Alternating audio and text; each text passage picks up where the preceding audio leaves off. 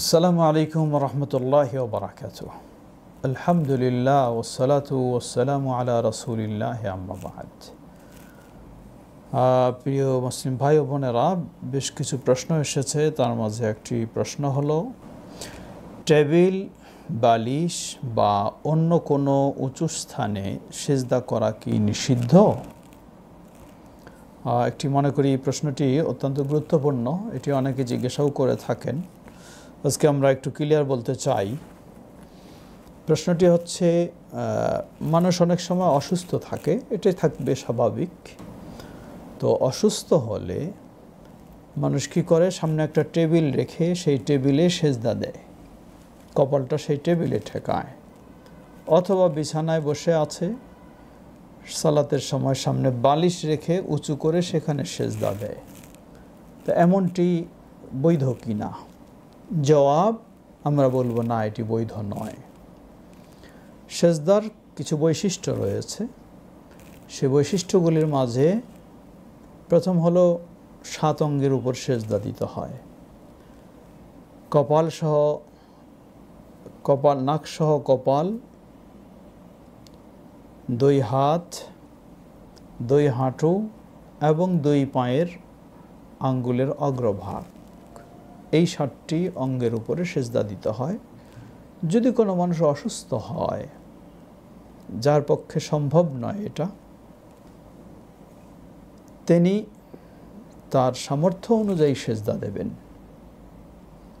তবে অবশ্যই সেজদা হতে হবে মাটিতে, সমতল জায়গায়, এবং বিশেষ করে সেজদার সময় মাথাটা নিচু হবে, মাজা থাকবে উপরে। এটা হলো সেজদার বৈশিষ্ট্য। যদি এইভাবে সেজদা দিতে কেউ অক্ষম হয়, কখনো গাড়িতে বসে সালাত আদায় করে সামনের চেয়ারে এইভাবে মাথা লাগায় সেজদা দেয়, অথবা বসে আছে চেয়ার টেবিলে সেজদা দেয়, এমনটি বৈধ নয়। যা সহিহ হাদিসে এসেছে, হাদিসটি বাইহাকী, কিন্তু হাদিস সনদ সহিহ। রাসূলুল্লাহ সাল্লাল্লাহু আলাইহি ওয়াসাল্লাম এক সাহাবীকে দেখতে গেলেন, অসুস্থ সাহাবী। দেখলেন যে তিনি সেজদা দিচ্ছেন একটা বালিশের উপরে। রাসূলুল্লাহ সাল্লাল্লাহু আলাইহি ওয়াসাল্লাম বালিশটাকে সরিয়ে দিলেন। সরিয়ে দিয়ে বললেন, তুমি সেজদা করবে সরাসরি মাটিতে। যদি অক্ষম হও তাহলে তুমি ইশারায় সেজদা করবে। আর ইশারায় সেজদাটি রুকুর জন্য যতটুকু মাথা নিচু করবে, সেজদার জন্য তুলনামূলক একটু বেশি নিচু করবে, এটাই যথেষ্ট। সুতরাং আমরা বলবো, যারা এই ধরনের বালিশে বা টেবিলে বা কোনো উঁচু স্থানে সেজদা দিয়ে থাকেন, এটি নিষিদ্ধ, এটি হবে না। আপনি হয় সুস্থ যদি থাকেন বা সম্ভব, সমতল জায়গায় মাথা নিচু করে সেখানে পিঠ এবং মাজা উঁচু হয়ে থাকবে, আর মাথাটা হবে নিচের দিকে, সেভাবে সেজদা দেবেন। যদি আপনি অক্ষম হন তাহলে ইশারায় সেজদা হবে।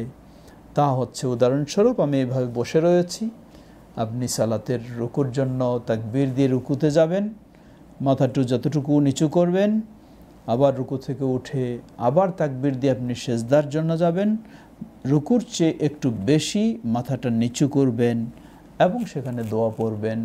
এটাই যথেষ্ট। এটি রাসূলুল্লাহ সাল্লাল্লাহু আলাইহি ওয়াসাল্লামের সুন্নাহ। তাই সুন্নাহ বিরোধী কাজ যেন আমরা না করি। আমাদের সালাত হতে পারে রাসূল সাল্লাম যা নিষেধ করেছেন, সাহাবীকে দেখা মাত্র বালিশকে সরিয়ে দিয়েছেন, এটি প্রমাণ করে এটি নিষিদ্ধ। অতএব এ কারণে আপনার সালাতও নষ্ট হতে পারে। আল্লাহ সঠিক বোঝার এবং মানার তৌফিক দান করুন। ওয়াল্লাহু তাআলা আ'লাম।